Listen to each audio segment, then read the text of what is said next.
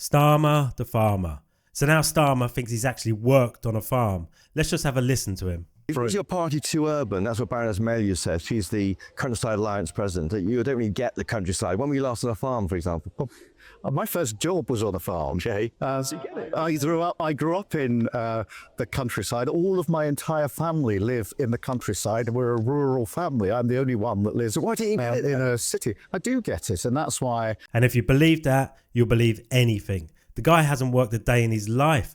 I'd love to see him try and put in even a day shift on an actual farm. His parents probably took him strawberry picking when he was 5 and he thought he was actually working on the farm, bless him. I'm guessing his working on the farm tale has about as much truth in it as his story about his uncle in the Falklands War. My uncle nearly lost his life when his ship was torpedoed defending the Falklands. They are British and they will remain British.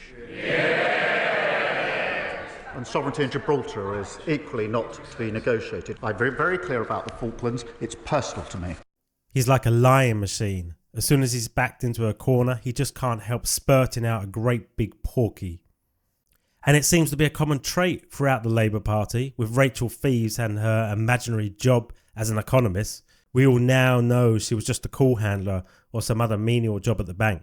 Not that there's anything wrong with those jobs, but don't pretend you're an economist just because you answered a few phone calls at the bank. I mean, that's some imagination she has, but I guess you need to have a good imagination when you come out with a ridiculous budget as she did and think that's actually going to grow the economy and not send us back to pre-war levels of economic activity. I wouldn't trust her with a child's pocket money, let alone the economy. And just listen to what the left-wing media have to say about it. I think that Rachel Reeves should do the right thing and resign.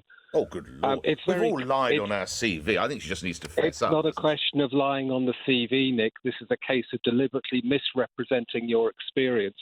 I don't believe for one instance that Rachel Reeves is an economist and has been anywhere near the formulation of any kind of financial policy during her work experience. I think she's totally unqualified for this job, and I think she should do the right thing, which is to resign. No, Nick, we haven't all lied on our CVs. And certainly, we haven't lied on our CVs in order to become the Chancellor of the Exchequer. I mean, pretending that you're an economist, that isn't just some small white lie that you can just brush off. It's a big fat whopper of a lie. Surely, you would think you would need some suitable qualifications to be in charge of the finances for the whole country. Alex Burgart today has got in one of the first digs on Rachel Fives' qualifications.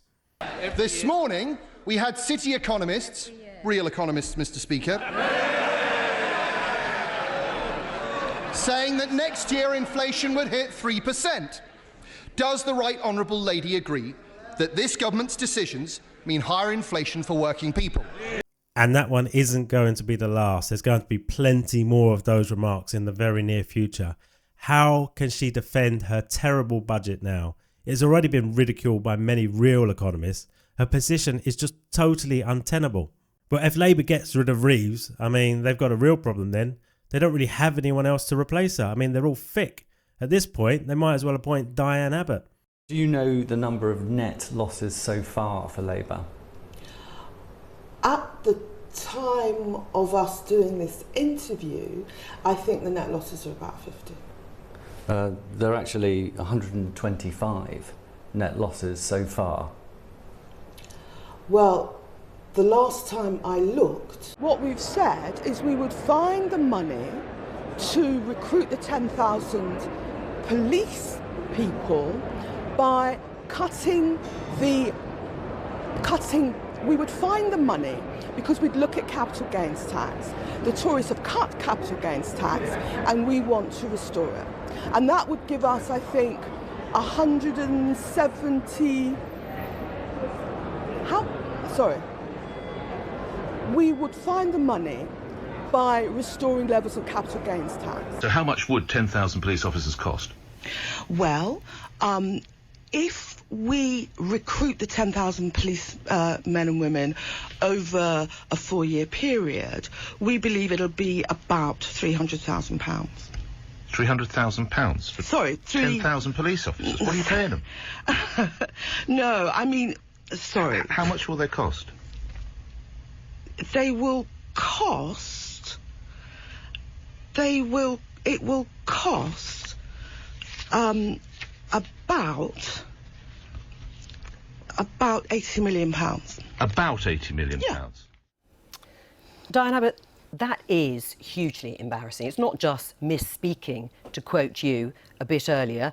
You just don't know your figures and you're not on top of your brief. Oh dear, it doesn't bear thinking about, does it? This Labour Party is an utter joke. I wonder what they've got in store for us tomorrow. Thank you all for watching the video. If you enjoyed it, please give it a like, subscribe, and I'll see you in the next one.